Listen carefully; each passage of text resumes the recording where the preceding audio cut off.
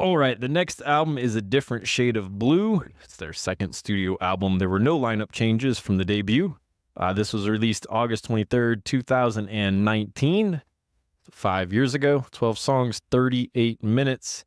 The opening track is Bellevue. The first 10 seconds have a cool riff with some groove, and then in comes Brian Garris' screeching.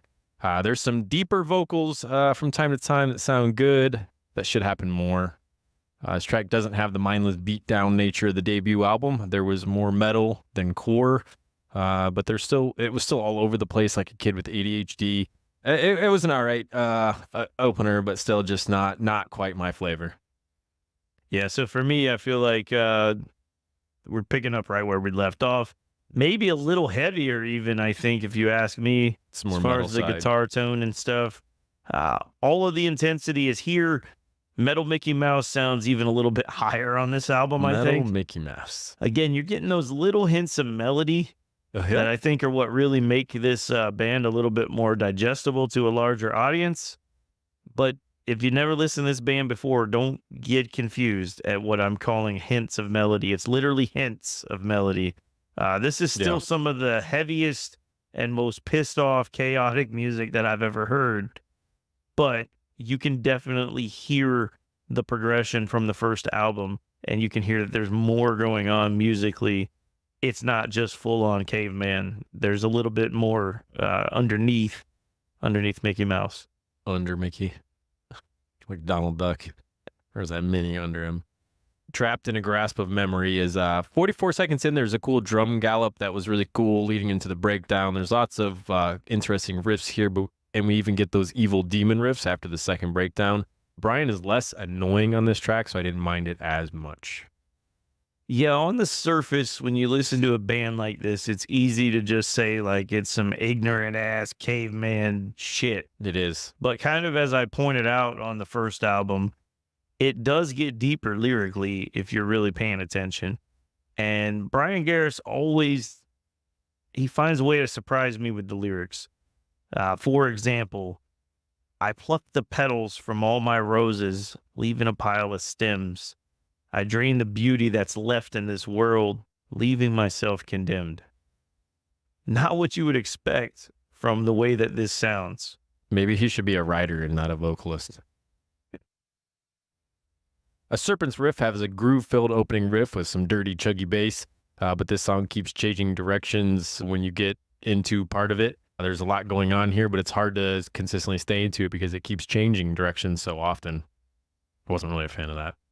I like when it goes chug, chug, chug. I do. I like when it chugs. I don't like when it goes, meh, meh. I did, Brian. That was pretty good, man. Yeah, exactly. That's what he sounds like. By the Grave is next. The opening was, again, dark and doomy, but then again, they just blast out of it into the fast two-steppy shit. I wanted more of the darkness. I like when they slow it down a little bit. There's also a deep guttural vocal that starts coming in before the breakdown that got my attention. Didn't mind this track. How about that? How about that? They have some tracks I don't mind. Mistakes are like fractures, though. There's a lot of nasty riffing in this track, and the build throughout leading into the massive breakdown was well done. They do have the lyric, I followed the rabbit, and I found my fucking end. I see the horns, they follow me down. God fell silent when I cried out. This is a standout track on the album. I actually do like this one. Again, they start this one out with a little hint of that Slayer riffing. It is funny when they lean into the Slayer riffing. I like it more. That's interesting. But again, Slayer has something in common with this band. The vocalist sucks. Yeah. I mean, according to you. According to me. Yes. So, but this song, man, Mistakes Like Fractures, is bad as fuck. If you want breakdowns, this song is for you. If you want breakdowns, Knock Loose is for you. If that's all you like is breakdowns, yeah. Lost their minds when they played this one live. One of the best in their catalog, for sure. Great track. I'll give them that. Denied by Fate, a lot of two-stepping here, quick riffing, bouncy gang chants, another big breakdown. I mean, they know what they're doing. They know what their fans want. Yeah, to me, musically, this is the best song on the album because it kind of brings all the different elements together. You do get the hardcore two-stepping, but you also get melodic metal, and then not one but two breakdowns. Sometimes they do 3 or 4. Also got to point out, we got to talk about Forget Your Name. I forgot about it.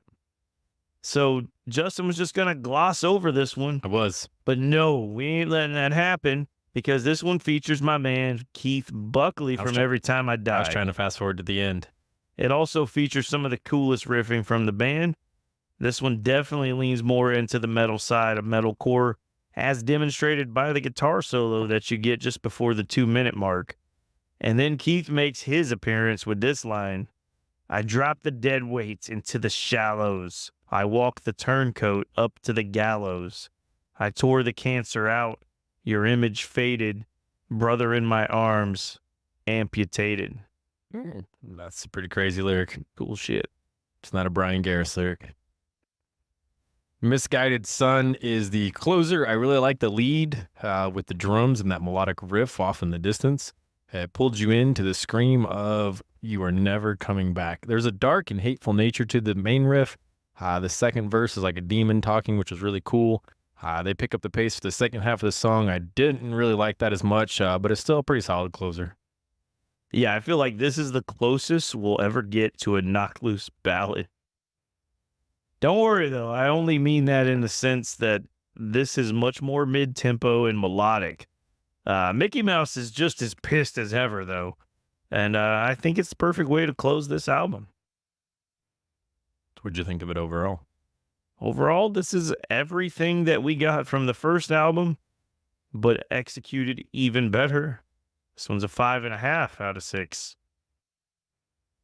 Many of the songs seem to change directions over and over for no reason other than to just do it.